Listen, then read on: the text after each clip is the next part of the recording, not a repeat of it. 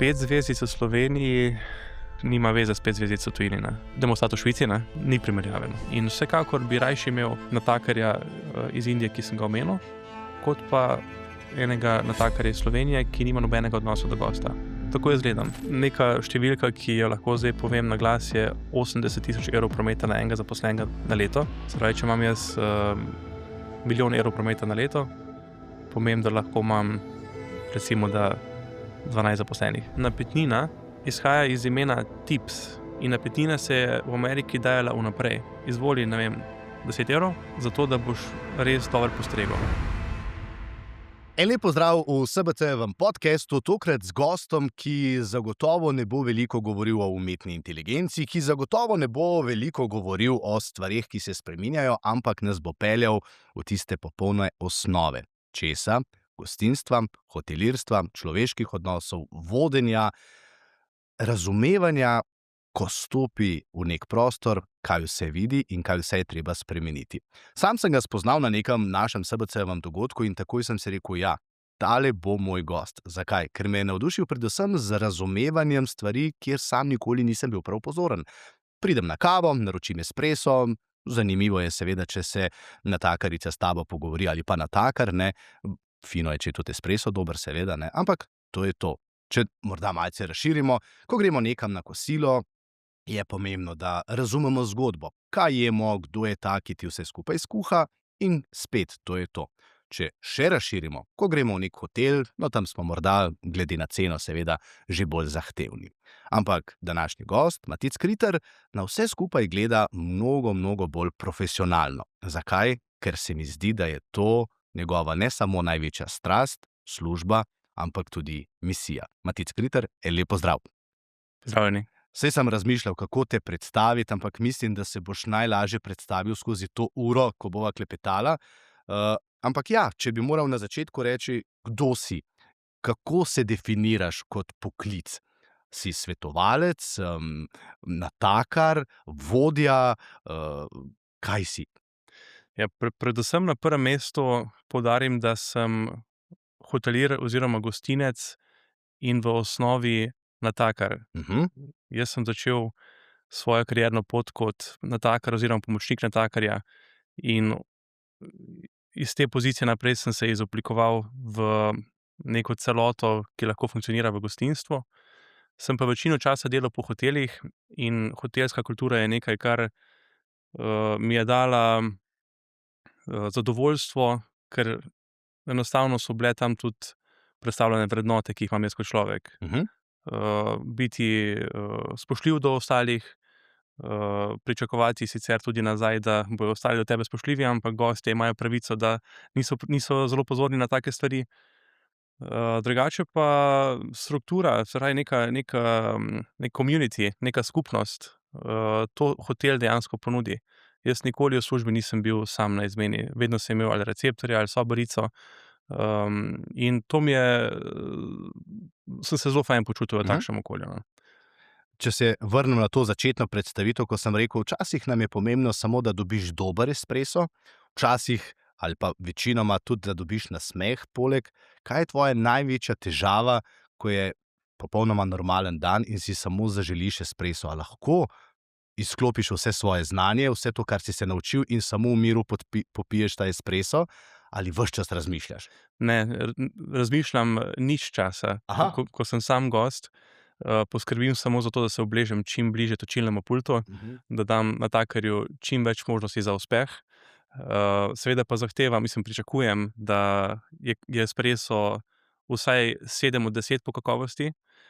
Če je karkoli več od 7, sem zelo navdušen in vesel. Z veseljem spijem potem še enega, če mi ga natakar seveda ponudi.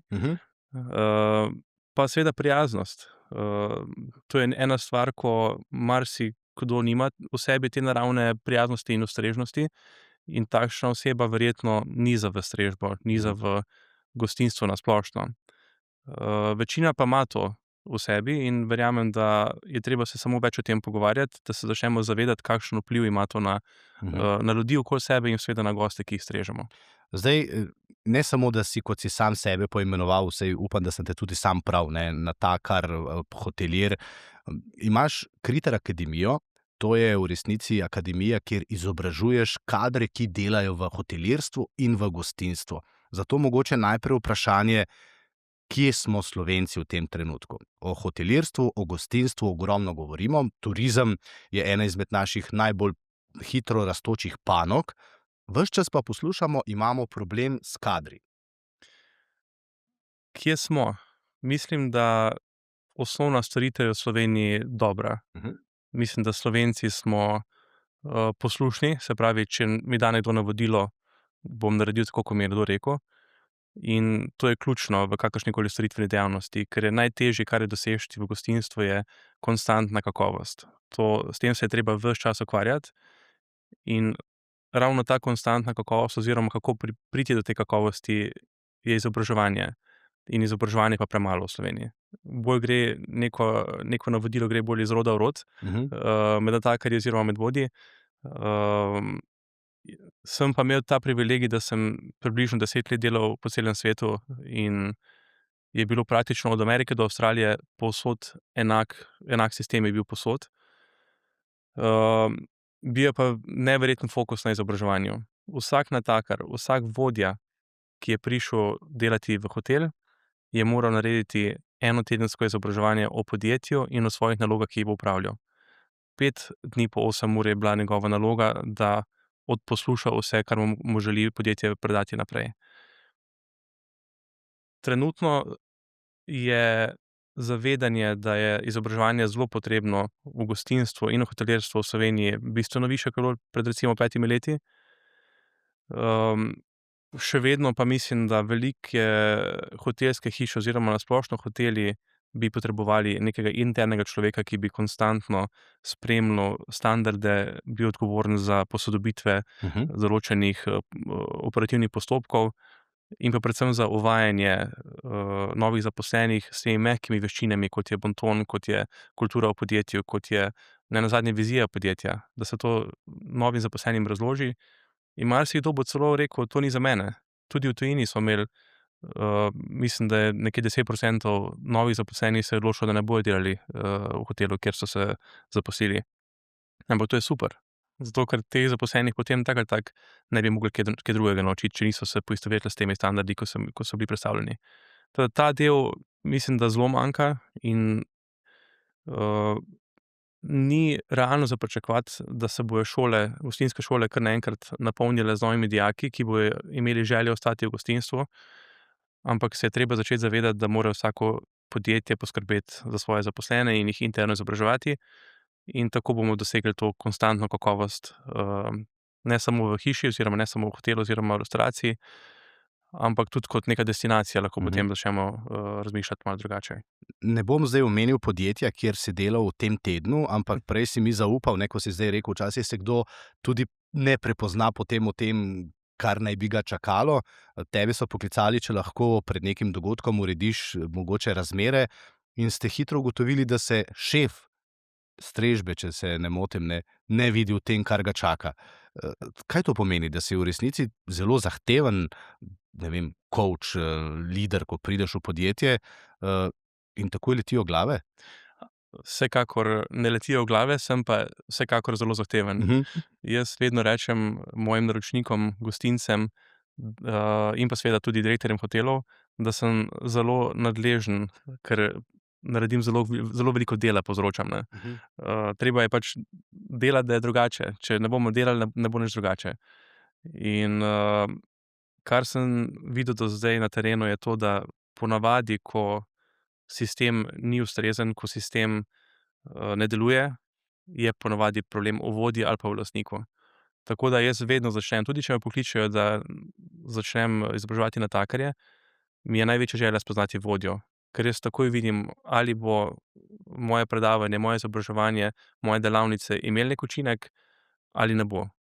In vodja je ključna oseba v gostinstvu, še posebej v gostinstvu, ki mora biti vzgled svojim zaposlenim. Če vodja zamudi na izmeno, če vodja zamudi na sestanek, to je že slab znak. Se pravi, vodja sporoča, da zaposleni lahko zamujajo.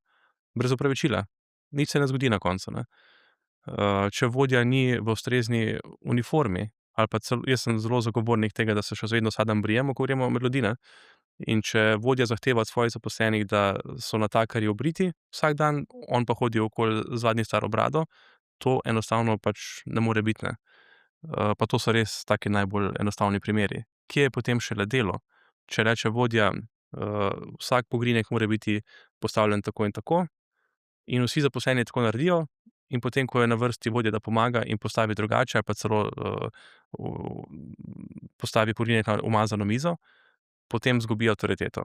In vodja potem v bistvu nima več neke svoje funkcije in zaposleni potem delajo vsak po svoje. Delajo po svojih najboljših močeh oziroma delajo tako dobro, kot so delali pri prejšnjem gostincu, kar pa verjetno ni namen kateregakoli gostinca, da bi delali pri njemu zaposleni tako dobro ali slabo, kot so delali pri drugem gostincu, ne. Ampak če te pokliče nek lastnik restavracije, ti prideš s tem prvim stavkom, ne, poklicali in priklicali ste si zdaj delo, potem pa kmalu ugotovite, da njihov vodja, ki ga imajo morda že leto, dve, tri, ni najboljši ali pa da ne bo zmogel tega tempa. A se kdaj vaše poti že na začetku razidejo potem? Ker v resnici je klicati nekoga, ki te lahko pelje naprej, ali pa ti povzroči samo veliko stresa, pa ti ne veš, za gostinstvo sprašujem, ne, ker zdaj tam je vsak dan zelo pomemben, ne, morda si kdo reče, ne moremo si privoščiti, ne vem, slabega tedna ali pa meseca zdaj pred Ja. sezono. Jaz, preden grem kamorkoli, vedno pridem prej na obisk. Tudi če se ne dogovorimo za takšen režim, naredim to v lastni režiji. Jaz moram vedeti, kam pridem.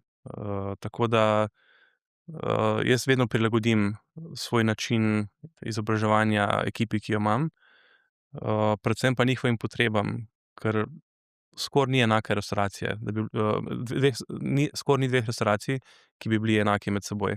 Imajo mogoče eno specifiko, malo drugačno v točilnici, imajo drugačno specifiko v ofisu, ali pa v kuhinji enostavno kuhajo na kolenih, skoraj tako rečeno. In so določeni pogoji, ki jih je potrebno upoštevati, ker pogoji za delo v gostinstvu so zelo pomemben faktor, kako bo potem zaposlen tam funkcioniral. Če mu jaz rečem nekaj, kar sem rekel enemu gostincu, pri katerem sem bil prejšnji teden, brez da bi se pozanimal, kaj je njihov glavni problem, potem ne naredim svojega dela, tako je treba. Moram se pozanimati, kako oni funkcionirajo, moram začutiti njihovo energijo. Jaz imam to sposobnost, da ko pridem nekam, da potrebujem par minut, pa vidim, koliko je ura. Je pa seveda tudi moj namen zdaj motivirati ljudi, ne. Jaz želim motivirati natakarje, da začnejo čutiti neko svoje poslanstvo. Tudi jaz v svoji akademiji sem se mogel vprašati, kaj je moje poslanstvo. Moje poslanstvo ni samo imeti čim več izobraževanj pa napisati čim več računov, absolutno ne. Moje poslanstvo je spremeniti pogled na poklic natakarja. Pa ne v enem letu, ampak v 10 letih. In tukaj se zavedam, da sem jaz neki vzgled, ne. Se pravi, ko jaz pridem nekam zopet, ne morem priti tja v polomajici pa kratkih hlačah, medtem ko so natakarji pa njihovi vodje v kravatah in oblekah, ne. Zdaj bova skočila nazaj, kaj te je peljalo iz gostinske šole do tega, da danes v nekaj minutah vidiš, kaj je treba popraviti v nekem gostinskem obratu, v gostilni, v hotelu. Ampak mogoče samo še en primer, ko takole prideš, ne, spomnim se, govoril si o primeru iz Obale oziroma z Gorice, ne. Kaj se je zgodilo, ko tebe pokličejo in imaš neko nalogo? Kaj to pravzaprav pomeni? A to nekdo reče, okej, želimo si imeti bolj polno restavracijo, radi bi imeli, ne vem, več objav, boljšo hrano. Kako definirate nalogo in kam pol pridete? Jaz poskušam ugotoviti, kaj je največja bolečina lastnika oziroma direktorja, ker to je tisto, kjer bomo se najprej našli, to je področje, ki ga bomo najprej našli za skupno pot. Največkrat je prijaznost in pa pospeševanje prodaje. Prijaznost osebja je nekaj, kar v bistvu zelo enostavno rešimo na izobraževanjih. Medtem ko pospeševanje prodaje je pa ena stvar, ko mi v skoraj vsaki skupini se najde nekdo, ko reče: "Ja, ampak bom deloval vsiljiv." Sem rekel: "Evo, imam način, kako ne biti vsiljiv, pa še vedno vsakemu prodaš, ne, oziroma ponudiš vsaj." In zdaj, odkar imamo kioske za naročanje hrane, po raznih shopping centrih, je meni to v prid, je to meni v pomoč, zaradi tega, ker lahko rečem tem natakarjem, da jaz kot gostinec bi raje potem imel 5 takšnih kioskov, ker bo čisto vsak kiosk, ne glede na čas, ne glede na voljo, ponudil dodatno naročilo. Bo ponudil nekaj, o čemer jaz razmišljam. Mu ne bo nerodno to ponuditi, ne. In potem se malo zamislijo in je lažje, no, ampak predvsem jaz delam na primerih. Jaz vsakemu povem, da sem začel, na prvem koraku gostinstva in da govorimo isti jezik in večino delam na primerih, no, ker, natakarji niso znani po tem, da berejo knjige v prostem času. Tole prijaznost bova še obdelala, imejva v mislih, prav, ker me zanima, kaj jim rečeš, da je treba biti prijazen. Enako tudi pri pospeševanju prodaje, ampak zdaj si rekel, začel sem, ne, tam greva nazaj v tvoje otroštvo. A izhajaš iz gostinske družine? A je tvoja mama pa oče imela gostilno, pa si ti rekel, v redu, to me zanima, ali kako je bilo? Ne, ne. Bolj kontra ne bi moglo biti v bistvu. Moja mama ima računovodsko podjetje, oče je imel podjetje z informacijsko tehnologijo in ker ima mama računovodsko podjetje, smo ponavadi v času bilanc veliko hodili po gostilnah. Ni bilo časa doma glih za kuhanje in sem imel to srečo, da smo hodili v gostilno, kjer je bil en natakar, ki je bil maskota celega kraja, v pozitivnem, smislu. In ta natakar enostavno je imel takšno energijo, da sem se želel poistovetiti z njo. Takrat je tudi prišel ven film, s Tom Cruisom, Cocktail. Vsi smo hoteli biti, v središču pozornosti, da bi punce za nami kričale, ne. Tako da, ja, je imel natakar neko avro, je imel natakar neki status, tako bom rekel, ne. In jaz sem, kot odličnjak iz osnovne šole šel na gostinsko šolo. Ljudje so ustavljali mojo mamo na ulici in jo spraševali, če je vse v redu, da gre na gostinsko z odličnim uspehom iz osnovne šole. In je rekla, da ja. Oče je sicer potem imel neke ambicije, da bi imeli manjši hotel v okolici Celja. Potem ko sem začel delati v hotelih, sem rekel, prosim, ne, ker to je zelo drag šport. Že v večjih, krajih po svetu, kaj šele v okolici Celja takrat. Tako da največja prelomnica je bila, ko sem dobil v srednji šoli profesorja, ki je še danes moj mentor, in me je porinil naprej, da sem šel na izmenjavo v tujino. Jaz sem bil v bistvu prva skupina dijakov ali študentov v Sloveniji, ki smo šli na izmenjavo. In ko sem šel delat v ta hotel, to je bilo na jugu Španije, sem videl, kaj pomeni organizacija, sem videl, kaj pomeni neki višji nivo, ki ga v Sloveniji po mojem še danes ne poznamo. In me je to pritegnilo, sem se nekako videl v sistemu zunaj Slovenije. Tako da Koliko si bil star, oprosti, da besedo? 17 ali pa 18, nisem čisto siguren. Mislim, da sem bil glih 18. Tako da sem se pol odločil, da bom šel študirat v tujino. Šel sem študirat na šolo Cezar Ritz v Švico, hotelski menedžment, specializacija gostinsko poslovanje. In, v sklopu te misije, naučiti se čim več angleščine v enem letu, sem potem ugotovil, da bom eno leto več potreboval za to učenje in sem šel delat na potniško ladjo za 8 mesecev kot natakar. In res sem se naučil angleščine tam, predvsem sem se pa naučil discipline. Predvsem so mi zlomili ego na nič in, sem v bistvu bil potem pripravljen iti na šolo v tujino. In verjamem, da bi tudi brez te izkušnje na ladji preživel, ampak mi je dala veliko več, kot sem se od začetka razumel. Zdaj, spomnim se tega filma s Tomom Cruisom, seveda smo vsi želeli mešati koktejle, sam sem bil celo malo premlad, da bi jih lahko, ne, takrat, ampak ja, to je bilo zelo popularno. Ampak ko govoriš, da greš delat na ladjo, je pa tudi ena taka zelo simpatična predstava, ne. Pluješ po pristaniščih, ne, zvečer si seveda verjetno zaseden, ampak dopoldan pa prost, in vidiš cel svet. Res, da zdaj govorijo o nekih 10-15 let nazaj tega, ne, ampak a je tako? Bolj kontra ne je moglo biti. Bolj kontra. A si izbral napačno ladjo? Jaz mislim, da ne. Enostavno, nobeden ne pove, da ko gre delat natakar na ladjo, da ne bo imel niti enega prostega dneva v celi pogodbi. Tako da 8 mesecev sem bil brez prostega dneva. In dela se od 7 zjutraj do 10 zvečer, vmes sta 2 enourni pavzi in dejansko to je življenje. Živel sem 2 nadstropji pod vodo, pod gladino, delal sem v prvem nadstropju pod vodo. Se pravi, jaz po mojem sem potreboval 2 meseca, če ne še kak teden dlje, da sem sploh prvič prišel na zrak, da sem šel na celino. Tako da bolj kontra v bistvu ne bi moglo biti, kot sem si predstavljal.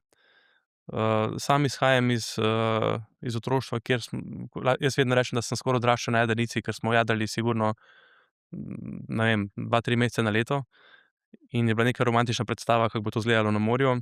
In ja, bolj kontra ne bi moglo biti, ja. Zakaj pa nisi obupal? Jaz morda bi, ali pa kdo bi šel na prvem pristanišču, ker Ja. bi bilo možno s torbo na rami.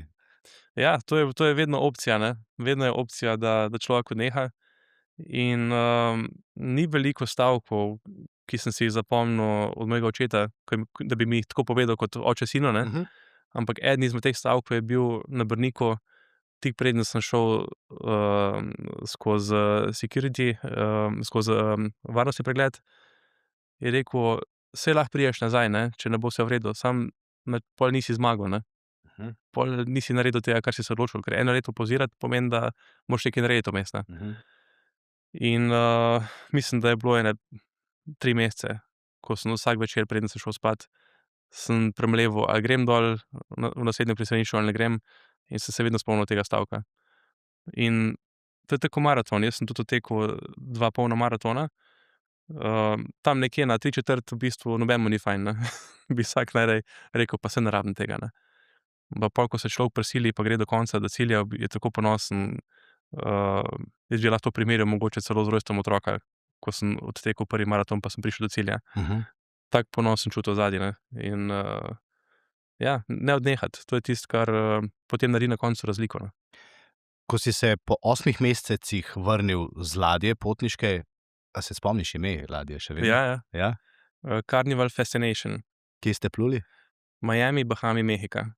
Sami lepi kraji, ti pa pod palubo, ne. Kaj ti je to dalo, ko si se potem vrnil nazaj na to elitno šolo v Švico?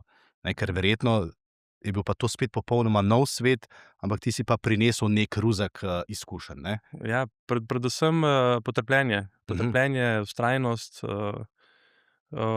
tudi nenazadnje ponižnost, ne. Jaz, ko sem prišel na faks, pa je rekel celemu razredu, učitelj strežbe: "To pa ni nobeden prav naredil, jaz sem pa prav naredil, ne." Nisem rekel: "Oprostite, jaz sem pa prav naredil, ne."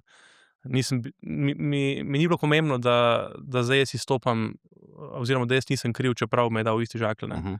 Ker to se mi je konstantno dogajalo, ne.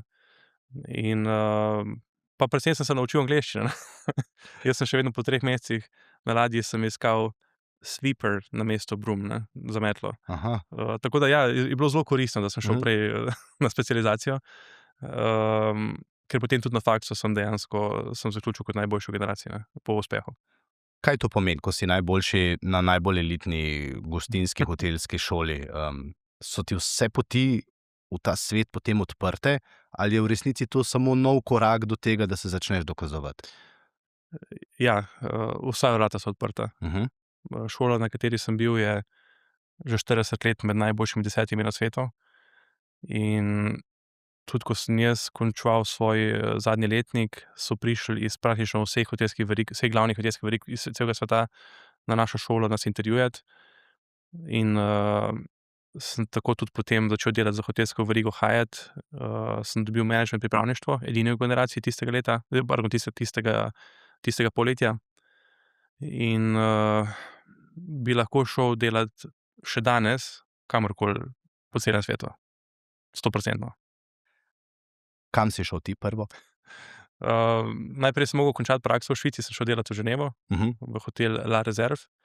To je eden najboljših hotelov, v Švici oziroma sigurno med 3 najboljšimi v Ženevi. Tam sem še delal kot natakar, potem sem šel pa na menedžment pripravništvo v Ameriko, v Denver oziroma Denver, Colorado. V Hyattu hotel, ki je bil ravnokar takrat zgrajen in je imel 1100 sob. In to je bilo neprestavljivo. Jaz sem v bistvu gledal samo, jaz bi mogel iti v Kentucky, ampak so takrat zapirali njihov hotel. In potem so mi dali na izbiro 8 hotelov in sem si ga lahko sam izbral. In sem dejansko raziskal, kateri kraji so imeli NBA ekipo, da pol so mi ostali samo še 3 kraji. In potem sem malo pogledal, kakšne kače živijo, v Teksasu, pa v Coloradu, pa v Illinoisu. Aha. In potem sem imel Chicago pa Denver, pol sem pa videl, da je v Denverju 300 ali več sončnih dni na leto. Sem rekel, v redu, saj če je sneg, pa če je sonce, v redu, ne. Ja, je bilo 8 mesecev snega je bilo v Denverju, ampak je bilo pa res vsak dan sonce. Sploh se ne spomnim, da bi deževalo. Deževalo je, ko sem se selil, pa deževalo je, ko sem maraton lavfal. Tako da, pa ta pravi ni. A lahko skočiva samo malo nazaj v Ženevo? Ženevo si pač predstavljamo kot mesto bankirjev, elitizma, zelo resnih ljudi, ne, takih kot si ti s kravato. Tam ne manjka. Ko si kot vseeno še mlad fant, ne, ravno na praksi delal pri njih, kako je to? Imaš kakšne posebne goste, tam pridejo kakšni, ne vem, ljudje, pa rečeš, okej, tukaj se moram bolj potruditi, ali se ves čas moraš potruditi, ker to je zdaj pa že ocenjevanje tvojega dela, to je zdaj že tvoja kariera v resnici, ne? Ja. Tudi v ta hotel sem bil izbran na podlagi mojega uspeha, ker so sprejemali samo najboljše. Če bi našteval vse znane osebe, ki sem jih tam že samo prvi dan videl, kaj šele v pol leta, bi kar nekaj časa trajalo. Ampak to me zanima. Daj kakšno pa vendarle omeni, no. Na moj prvi dan, prvi dan, ko sem prišel k njim, je imela Naomi Campbell svoj rojstni dan v pač eni navadni sobi zraven restavracije. Podjetje Frank Miller, ki je znano, mislim, ki izdeluje ure, je imelo svoj neki zaključek njihovega podjetja. Potem je nemški vratar Oliver Kahn je imel neko svojo druščino, ne vem, s kakšnim namenom, pa so tudi imeli neko svojo mizo. Potem, ko sem pa že ravno zaključeval prvi dan, so pa vse punce, vse natakarice so začele v ofisu kričati. In jaz sem se že glih pakiral, da grem domov, in je prišel šef restavracije in rekel: "Matic, saj ti znaš filirati ribo, ne?" Sem rekel: "Ja, znam, ne, hitro pridi, ne." Jaz začnem filirati ribo pred gosti in vidim, da sedita Orlando Bloom pa Johnny Depp s svojima takratnima spremljevalkama, ampak ženske njim se je zmešalo in niso smele iti noter v restavracijo. In jaz sem bil tam edini, ko sem imel proste roke in ajde, gremo, ne. Ampak noben ni vprašal, ali mislim, vprašal me, ali znaš, ampak v bistvu ni odgovor ne bi bil pravi, ne. On je vedel, da jaz znam, ker je bil prvi dan, mu še nisem tega pokazal. V bistvu je bolj samega sebe hotel zaščititi, da me je vprašal, a znaš. Sem rekel, ja, itak, da znam, ne, saj smo imeli izpit, ne, nazadnje na faksu pred enim mesecem, na primer, ne. To je bil prvi dan, ne. Tako da je bilo v bistvu od A do Ž, karkoli je prišlo v Ženevo, ja. Zdaj pa, če skočiva v Ameriko, ne, 1100 sob. Tam si pa nisi več verjetno opravljal delo natakarja, ne? Tam si bil že... Tam sem bil po uradni dolžnosti pripravnik za food and beverage management. Ker je bil pa nov hotel, so mi pa ker so videli, da znam delati, pa zgledal sem recimo, da njihov, sem dobil takoj pooblastilo, da sem bil kot pomočnik vodje oddelka. Začel sem v room servisu, me je skoraj kap zadela, ko sem videl na papirju 1100 sob, ne, pa nobena nočitev ni imela zajtrka vključenega. Se pravi, 1100 sob oziroma recimo, da 2000 gostov ni imelo vključenega zajtrka. Se pravi, kaj se bo zgodilo? Ampak ni bilo problema, ker je bil sistem ozadaj. Mi smo imeli na vsaki izmeni vsaj 5 natakarjev, imeli smo neomejeno količino inventarja, imeli smo 2 receptorki, ki sta sprejemala naročila.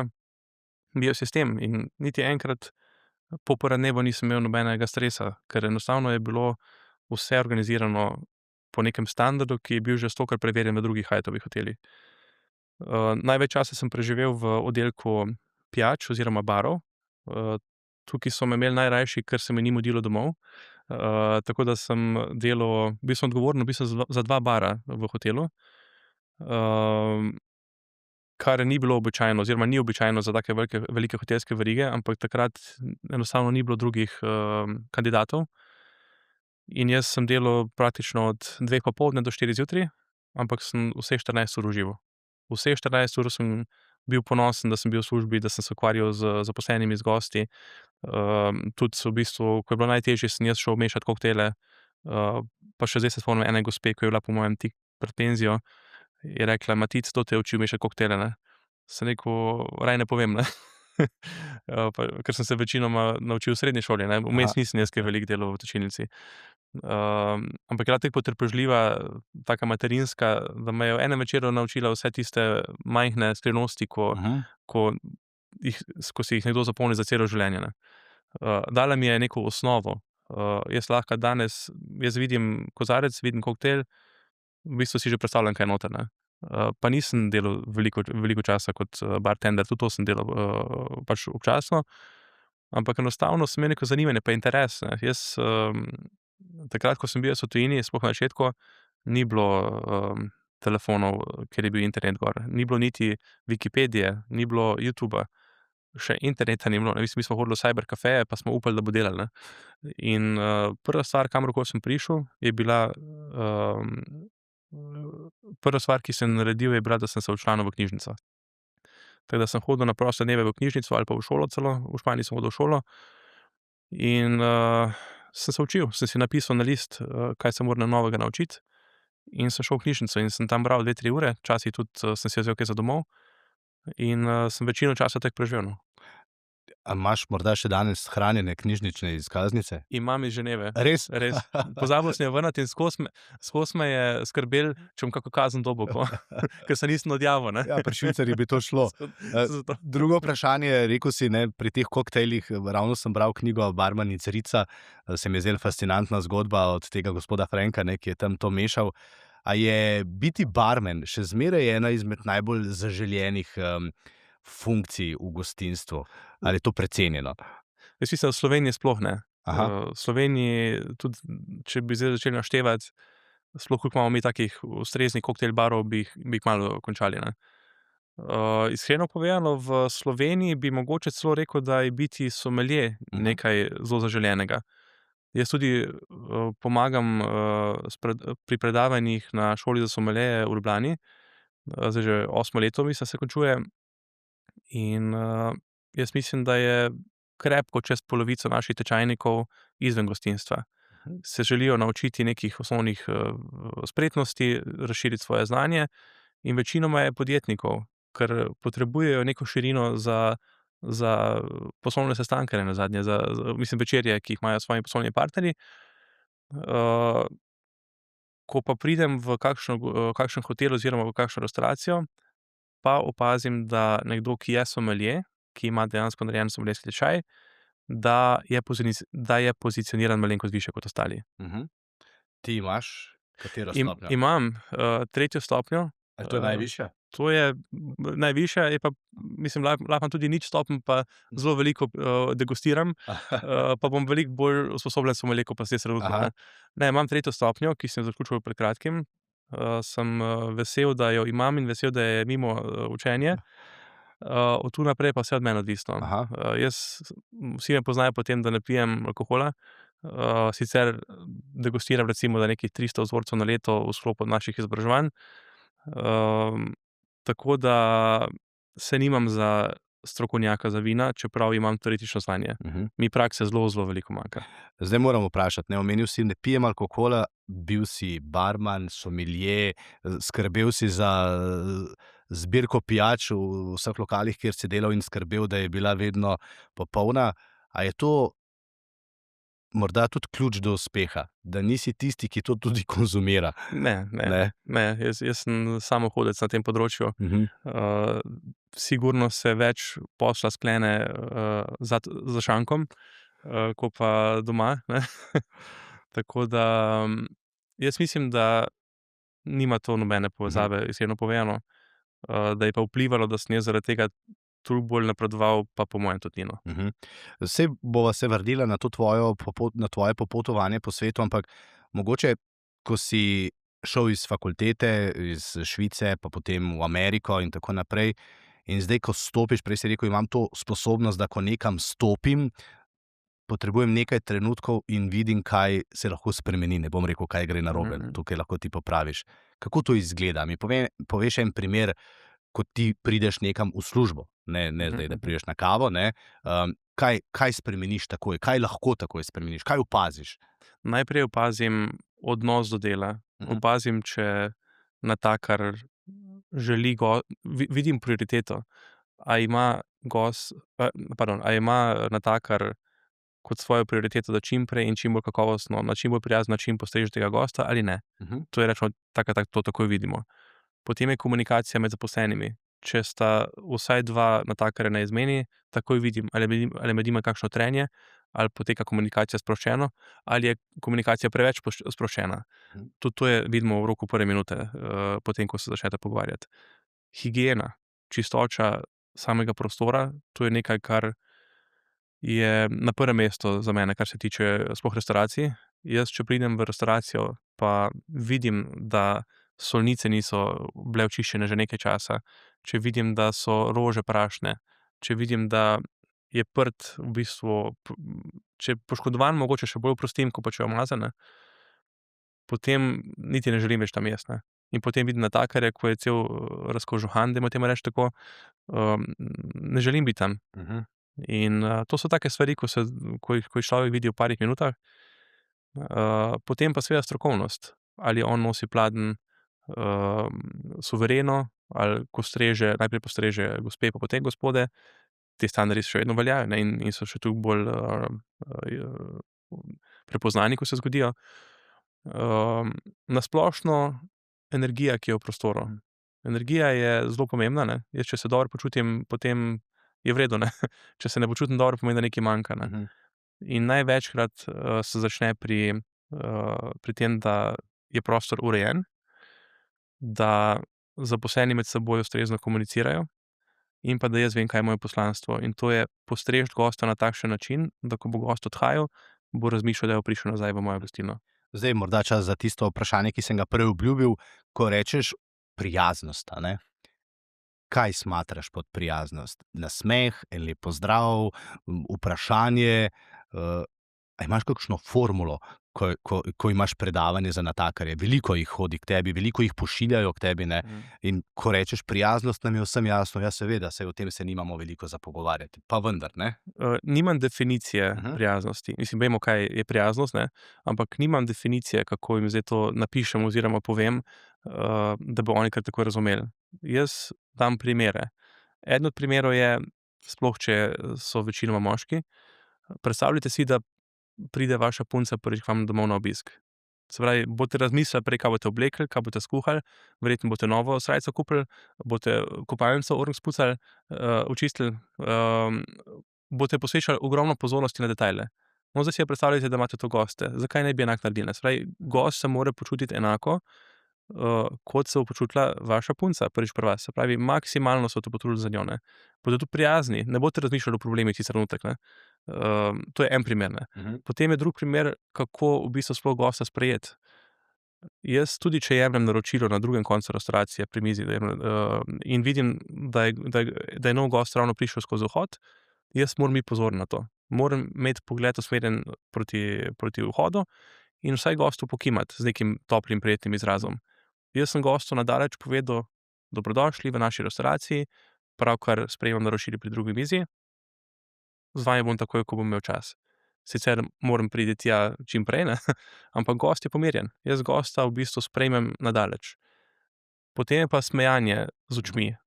Jaz se zelo redko smejem tako, da kažem vse zobe, ampak sem se dejansko nekako naučil navado, da imam vsaj topel izraz na obrazu. In to smejanje z očmi je nekaj, kar vsakemu povem in si zapomnijo, ker tega še nikoli niso slišali, ne.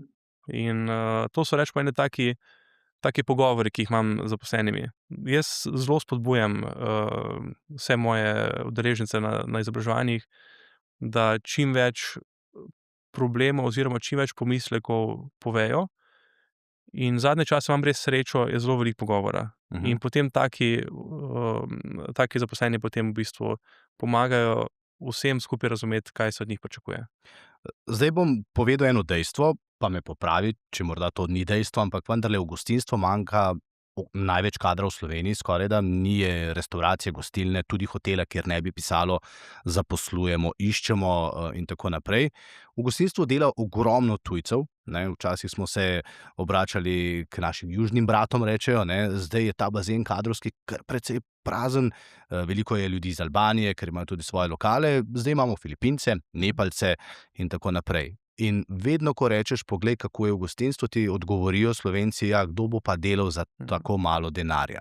Zdaj, popravi me, če sem se kaj zmotil, ampak vse to, kar ti govoriš, je seveda super in se dobro sliši, ampak ljudi, ki bi pa delali to, ne, sploh s tako strastjo, je pa zelo malo, ker je na prvem mestu urnik, ki je res nehvaležen za družinsko življenje, na drugem mestu pa vedno postavijo denar. Ali se motim? V zadnjih parih letih se je in urnik in denar bistveno, mislim, pogoji glede urnika in denarja so se bistveno izboljšali. Bil bi presenečen, če imajo danes natakarji po večini slabe plače, vsaj povprečne imajo. Jaz vem, da pred 10 leti so bili vsi na minimalni plači ali pa celo dodatku do minimalne plače. In to ni stimulativno, seveda, ne. Jaz priznam, da se mi zdijo trenutne plače v gostinstvu precej dobre. Sploh, ko upoštevam, če smo mogoče za Ljubljanico ali pa na Bledu ali pa na teh turističnih krajih, kjer je res ogromno napetine. Res, to je res veliko denarja. In hvala bogu, da ga je, ne. Moramo se pa zavedati, da če govorimo o plači, da napetnina izhaja iz imena tips, ki pomeni to ensure prompt service. In napetnina se je v Ameriki dajala vnaprej. Se pravi, izvoli, ne vem, 10 evrov, zato da boš res dobro postregel. Nikoli ni bilo 20%, 10% in tako naprej. Oziroma, začelo se ni tako. In dalo se je na začetku nek prispevek, da bo natakar še bolj pozoren na tega gosta, in potem, ko je gost odhajal, če je bil zadovoljen, je dal še zraven, kolikor je hotel. To je v bistvu napetnina. Ne pa, da bom jaz zdaj pojedel za 100 evrov in bom dal avtomatsko natakarju zraven še, ne vem, 15%, zato ker pač to se dela, ne. Teda osnovni namen napetnine ni bilo to, da se da natakarju še eno plačo zraven. Tako da sigurno že pač nekaj časa napetnina ne služi svojemu namenu in čedalje več ljudi se bo pač začelo tako obnašati, po mojem. Jaz tudi, ko mojim kolegom, ko imajo kake, ne vem, poslovne sestanke ali pa izobraževanja, jaz sem najbolj vesel, ko imam izobraževanje, pa lahko pol nagradim natakarja, tudi če ni bilo vse v redu, ampak tudi nenazadnje moram pomisliti na to, kako jaz dajem neki vzgled, ne.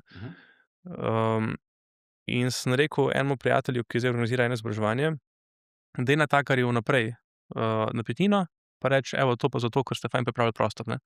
Ne mu reči zato, da bo fajn, ne. In sigurno se bo natakar drugače obnašal, bo bolj pozoren, bo enostavno, to tako je, ne. Nisem se jaz tega spomnil, to tako je. In sigurno ima to neko svojo vlogo, da pa mi pričakujemo napetnino zaradi tega, ker smo postregli brez nasmeha pa na nestrokoven način, pa še celo počasi neko jed pa pijačo, potem pa mislim, da v bistvu to tudi ni prava smer. Urniki so se pa bistveno spremenili. Urniki so, kakor opažam, so bistveno bolj prijazni. Vsaj dvoizmensko je. Se pravi, en teden dopoldne, en teden popoldne, mogoče celo vsaj drugi vikend prosto. Vsaj en vikend na mesec imajo prosto bolj kot ne vsi natakarji, povsod. Seveda so izjeme, ampak mislim, da se je to bistveno izboljšalo. Tudi uniforme so bolj prisotne, sploh v hotelih, mislim, da praktično ni več hotela, kjer ne bi bilo uniform. Obroki so zagotovljeni, brez da se pogovarjamo o tem. Jaz sem celo imel, ne da sem imel težavo, ampak sem se samega sebe vprašal, kaj narobe delam, ko sem odprl svoje podjetje.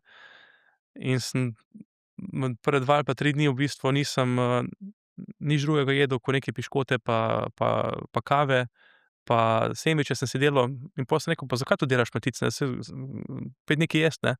In sem se spomnil, da nikoli ni bilo treba razmišljati o tem, ne. Enostavno sem dobil malico kuhano, toplo, okusno in sem šel naprej.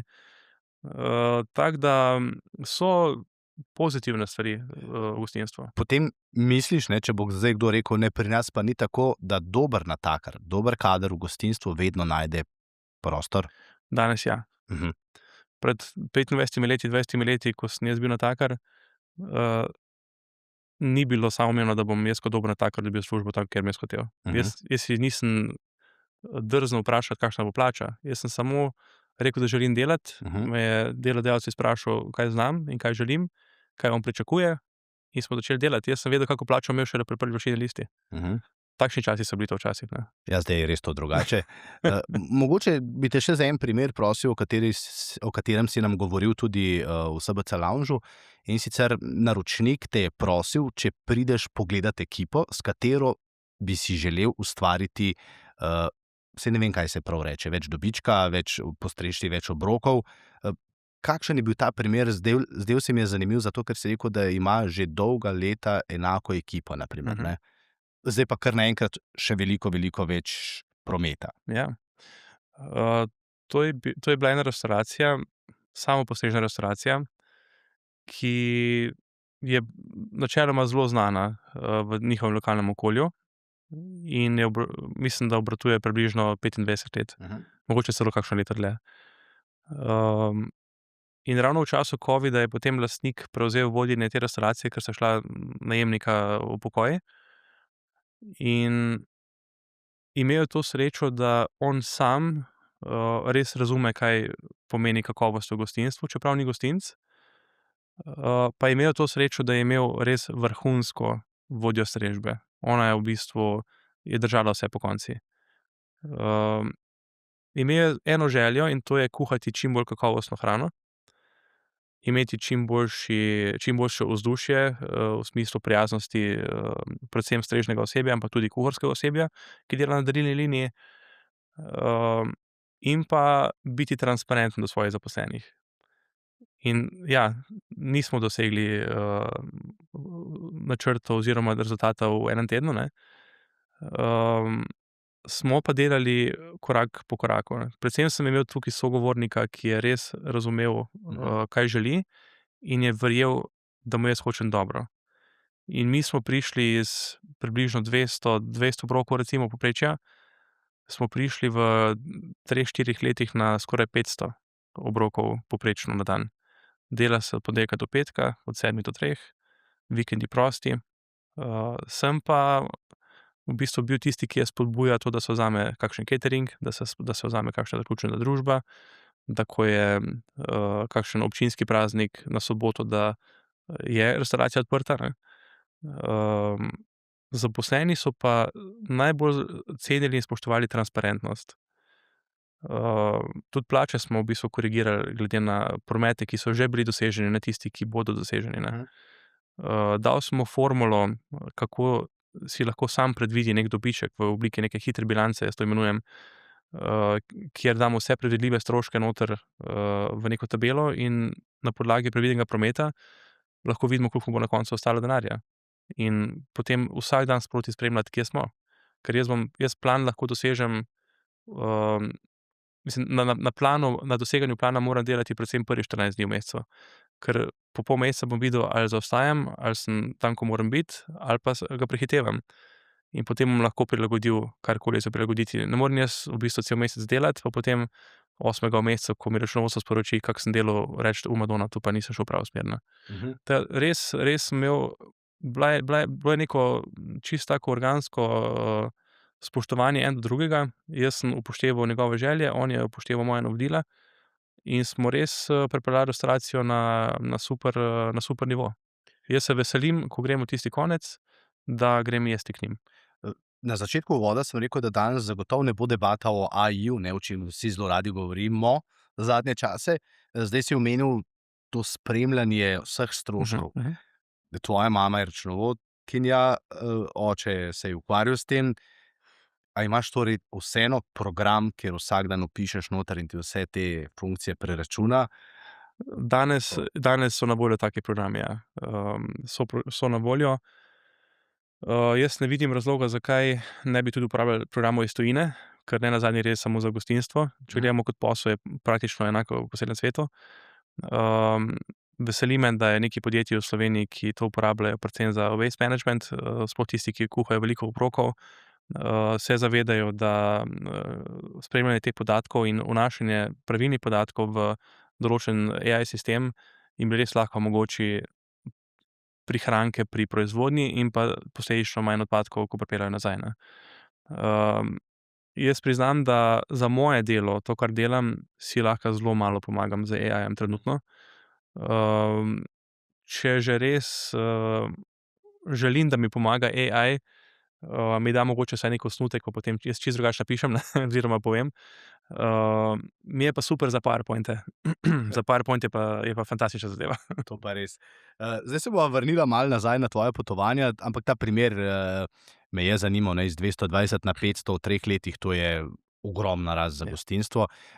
Pa to nisi samo povedal, mislim, da je 9 ljudi, pa še eden se je pa potem zamenjal, ne, ali kako Ja, je bilo nekaj? v ekipi je 10 ljudi. 10, ja. Dodatno je prišel še eden kot vodja. In ena od teh 10 oseb se je oziroma eno delovno mesto se je skozi nekako rotiralo, ker je bilo tudi najbolj specifično, bi rekel, hibridno mesto, ki sem ga v bistvu tudi jaz ustvaril takrat. Ampak tudi to smo rešili, no. Smo tako dolgo rotirali, dokler nismo našli pravega. Bravo. No, zdaj pa skok. Iz Amerike si šel kam? To me zdaj vseeno zanima, ker da prideš domov v Slovenijo, ne, vse veš, kaj pravijo, ne, najtežje je biti prerok doma. Ne, to je že starega svetega pisma, tudi Jezus je lahko govoril, ukrep v domačem kraju pač ne, ampak ko se s svojim znanjem vrneš v Slovenijo, moraš tega znanja res veliko imeti, da te nekdo vzame, zato da mu popametuješ, svetuješ, ne, se potem vendarle lahko vidi rezultat, ampak vseeno. Kam te je vodila ta pot, kaj vse se je zgodilo v tem? Ja. V bistvu po Ameriki sem šel v Avstralijo, v sklopu iste hotelske verige Hyatt. Imel sem željo, da grem na toplo, da grem dejansko uživati na morje, in sem šel v del Avstralije, imenovan Sunshine Coast, kjer res ni zime. Živel sem 200 metrov od oceana, v vodi sem bil sigurno 6 dni na teden, če ne 7, oziroma sem bil včasih 2-krat na dan v vodi, pa bodyboardal ali pa wakeboardal ali pa se učil surfati. Tako da res sem doživel to, kar sem pričakoval. Če bi šel delati v Sydney, mislim, da bi bil nesrečen, ker to je pač samo še eno veliko mesto. Mogel bi se voziti vse pol ure do prve plaže. Mislim, da sem imel tukaj kar zelo veliko srečo, da sem šel tja, kamor sem šel. Sem pa takrat, ko sem šel v Avstralijo, bil v tujini že približno 7-8 let, in Avstralija je kar daleč od Slovenije. Je treba nekaj časa biti na poti, da pridemo na drug konec sveta. In priznam, da sem se spraševal, a sploh še želim ostati v tujini, a sploh želim ostati v hotelirstvu. Jaz sem skozi imel neko vizijo, da bom mogoče pa celo prevzel podjetje od moje mame, ker številke mi načeloma zelo ležijo.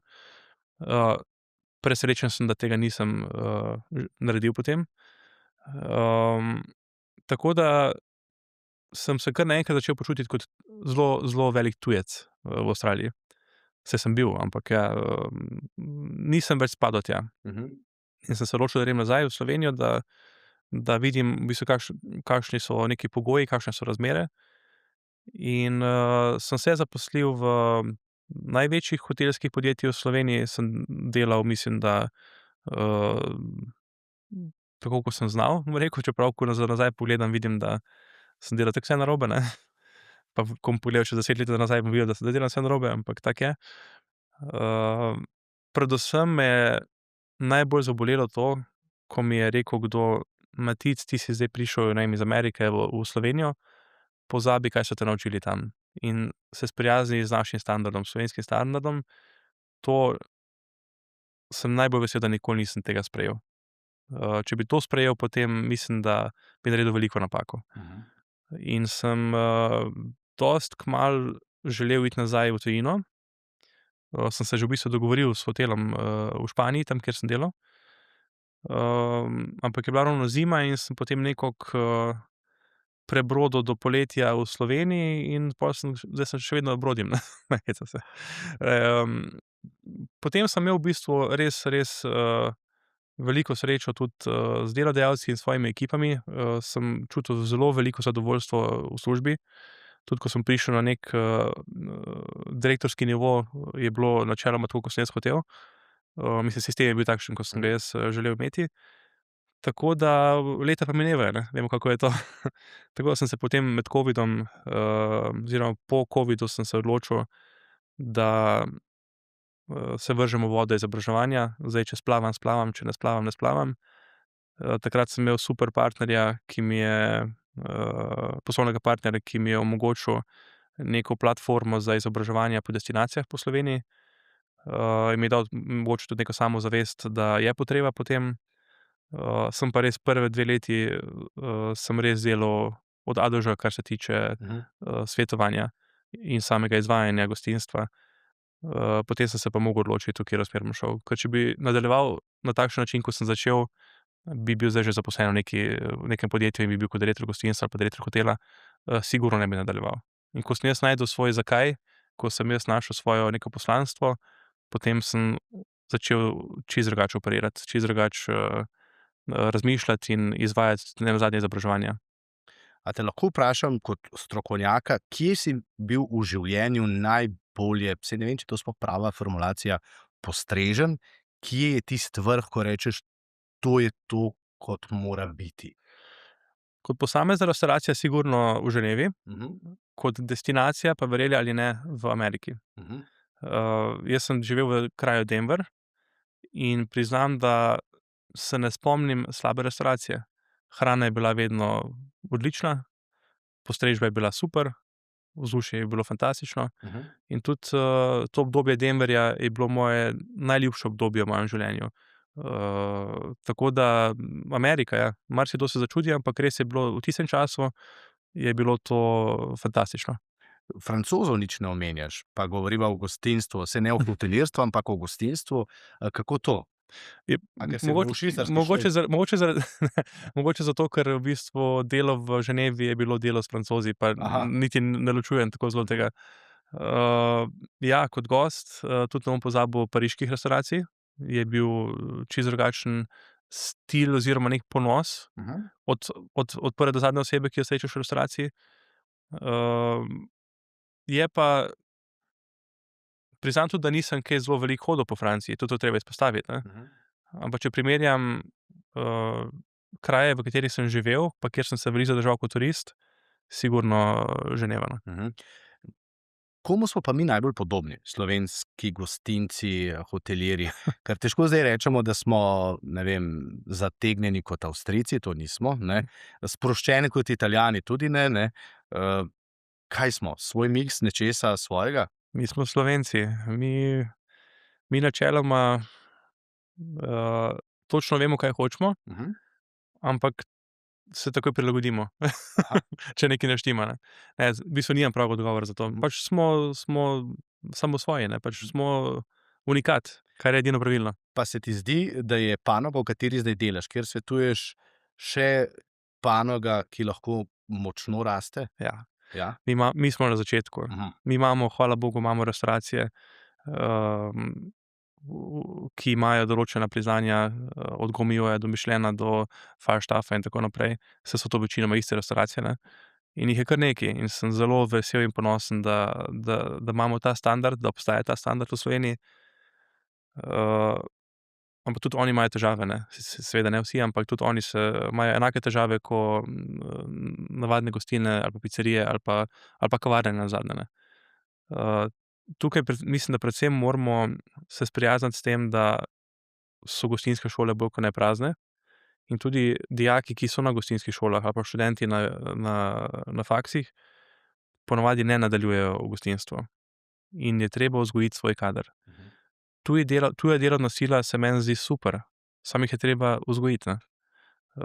Imam enega naročnika trenutno, ki ima v strežbi zaposlena 2 natakarja iz Indije. Oba sta super. Učita se slovensko, sta najbolj urejena od obeh dveh, prijazna, nasmejana, se trudita, ves čas imata krpo v rokah pa nekaj čistita. Dejansko sta, lahko rečem, da vzorno zaposlena. Jima manjka strokovnosti, jima manjka, na marsikaterem področju. Ampak njun odnos do dela je fantastičen. In vsekakor bi rajši imel, natakarja, iz Indije, ki sem ga omenil, kot pa enega natakarja iz Slovenije, ki nima nobenega odnosa do gosta. Tako jaz gledam. Meni je sicer lažje razmišljati na takšen način, ker sem sam bil tujec, in sem delal kot tujec v tujih državah. In sem se vedno trudil in vidim tu neko podobnost med tema dvema fantoma in med mano. Je pa zopet, ali bojo to delodajalci prepoznali. V tem podjetju, hvala bogu, prepoznajo, marsikje pa ne. In tudi jaz kot natakar kjer se nisem dobro počutil, kjer ni bilo urejenega delovnega okolja, kjer ni bilo normalne komunikacije, kjer je bila celo neka nepoštenost pri mehaniškem poslovanju, jaz se s tem nisem mogel poistovetiti in sem se sam umaknil. In če imam jaz v mojem gostinskem obratu vzdušje oziroma kulturo, ki spodbuja nepoštenost, ki spodbuja neustrezno komunikacijo, ki spodbuja to, da delajo zaposleni vsak po svoje, potem bojo takšni zaposleni tam prisotni. Mhm. In lahko zaposlim 100 Maticov, pa ne bojo ostali v tistem sistemu. Mhm. Tako da vse se začne v bistvu zopet pri vodji oziroma pri lastniku, ne. A lahko še o hotelirstvu kakšno rečeva, ne? Če se zdaj ta gostinski del, ki je res dobil Mišljenove zvezdice, postali smo res kar kulinarična velesila, ne? Tako kot športna jih imamo, če bi prešteli število takih restavracij in šefov, smo res hudi.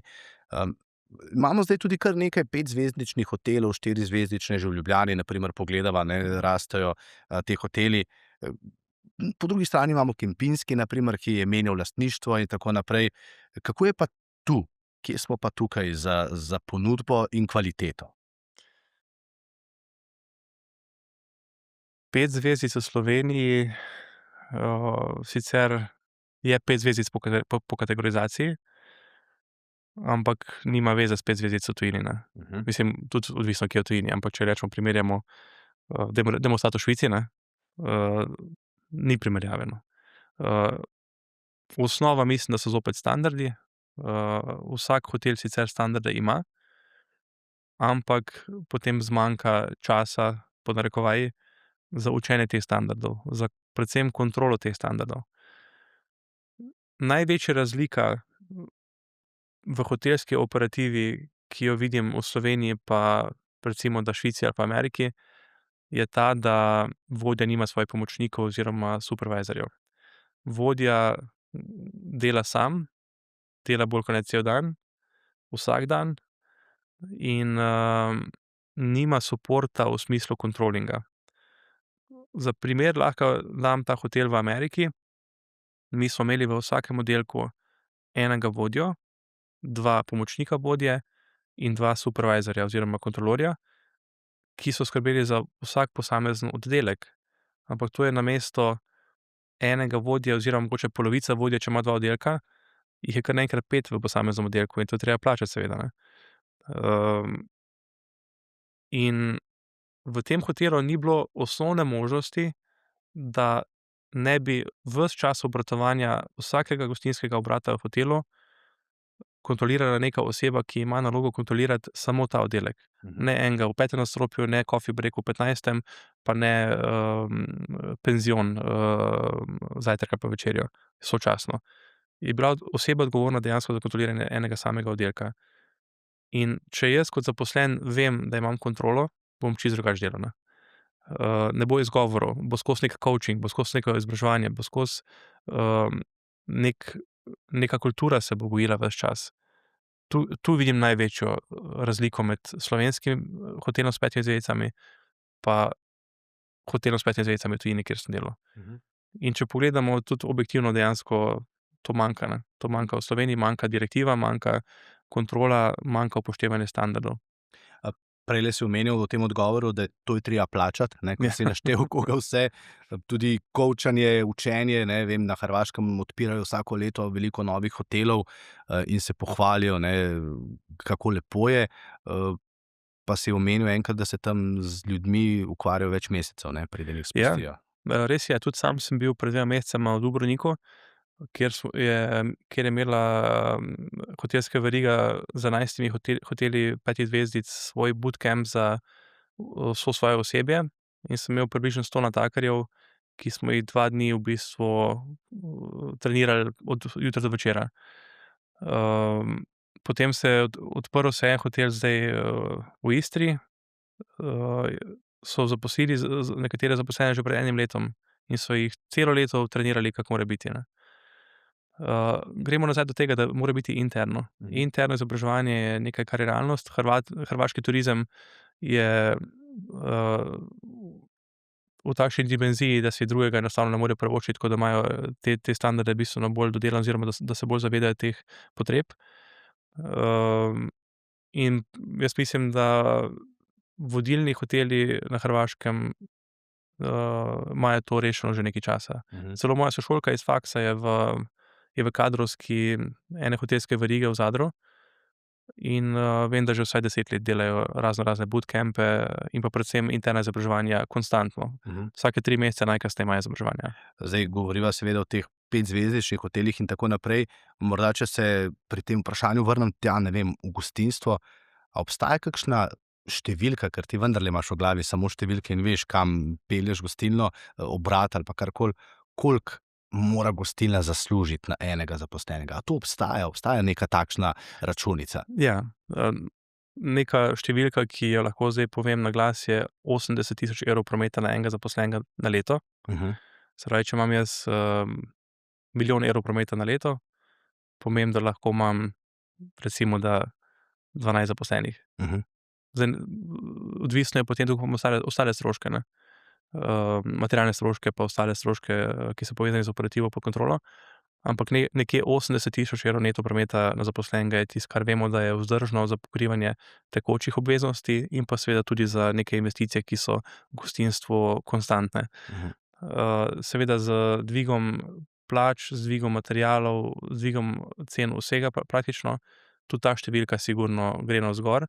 Ampak delal sem kalkulacijo, mislim, da glih prejšnji mesec, če še vedno velja ta številka, pa mislim, da zaenkrat še velja.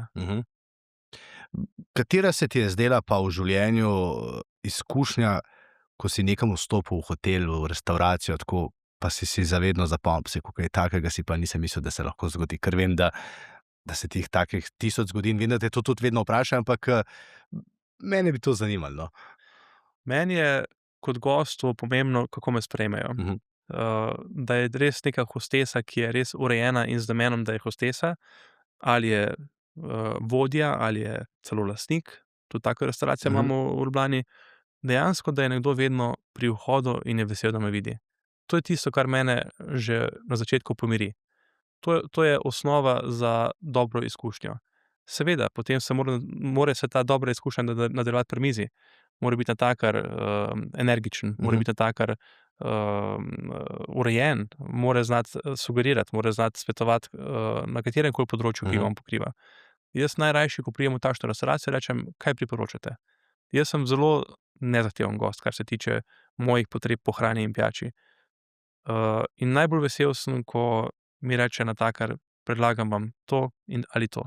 In potem jaz gremo v neko smer in potem me tam še razširi, še z 2 opcijama in se zmeniva v roku parih sekund. Odgovor pri nas je vse dobro, ni dober odgovor. Včeraj sem takega, ne? Mislim, da če imamo 3 jedi, mogoče ja. Meni je bil kar velik, no. Ja. Od pic do indijske hrane so imeli, ne? Vse dobro je načeloma ustrezen odgovor, ampak meni kot gostu nič ne pomaga, ne. Tako da, ja, ni pravi odgovor, no. Še eno stvar imam v mislih, pa prej nisem vprašal, ko si rekel, upam, da je espresso vsaj od 7 do 10, če je več kot 7, sem navdušen. Se tudi na kave spoznaš? Ja. Znam marsikaj narisati in narediti. Res? Ja. A je kakšen del v gostinstvu, kjer si najšibkejši? Ker rečeš, okej, tega se pa res ne bi rad lotil, ampak bom pa opravil, seveda. V strežbi bi si upal reči, da bi me težko kdo presenetil. V kulinariki pa je veliko odprtih opcij. Zato se tudi jaz fokusiram na strežbo 100% časa. Še ena stvar se mi je zdela zanimiva, ko študiraš v Švici, ne, vem, da ste imeli predmet ples.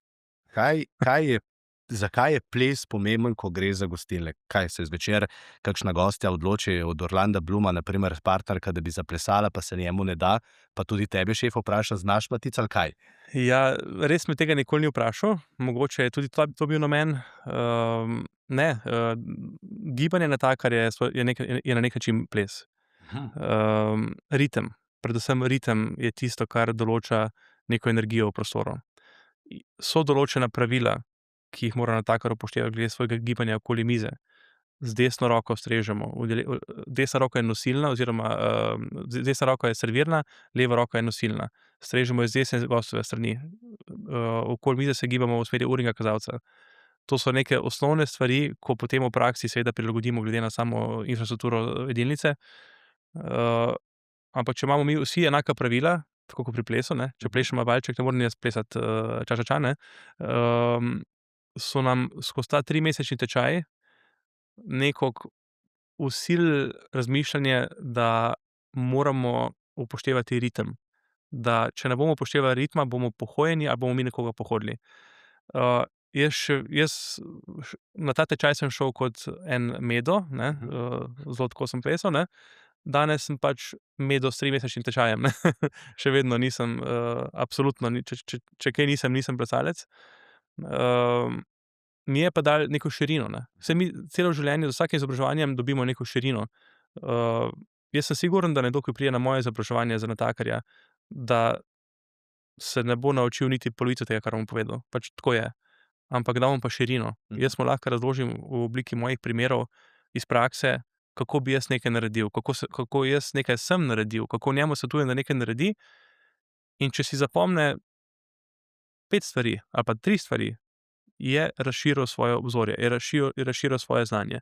Nekdo, ki ima veliko podlage, bo prišel na moje izobraževanje in bo dobival potrditve. Aha, to prav delam. Tega pa že veliko časa nisem naredil. Ali pa bo rekel, to pa nisem vedel, da je še vedno pomembno. Bo dobival večino časa samo potrditve, da prav dela, in bo zopet dobil neko usmeritev, neko širino. Včeraj sem imel eno izobraževanje za vodje gostinstev in smo šli čez primarni strošek, cost of goods sold. In to je bila glavna tema izobraževanja, in potem na koncu smo se pogovarjali še o urnikih, kako delamo urnike, kako budžetirati urnike, ne.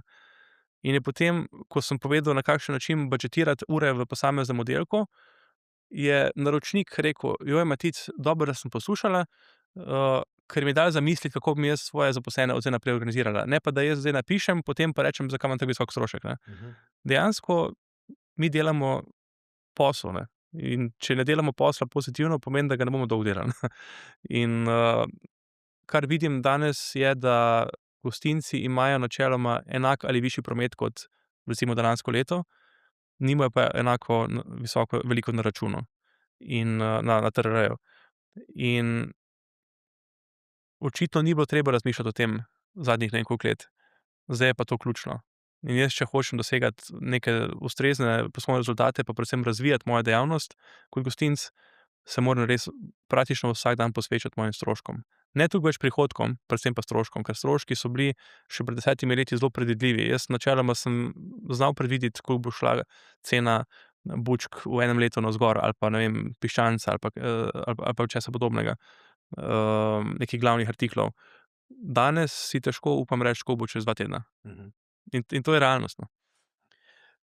Moram te vprašati, ne, kako pa vse tole, kar govoriš, deluje doma? Sklepanje kompromisov, ne. A si nepopustljiv do žene? Ne upam. Ne. Okej. Ne, dejansko jaz zelo uživam v tem, da postrežem nekoga. Meni je to res v užitek.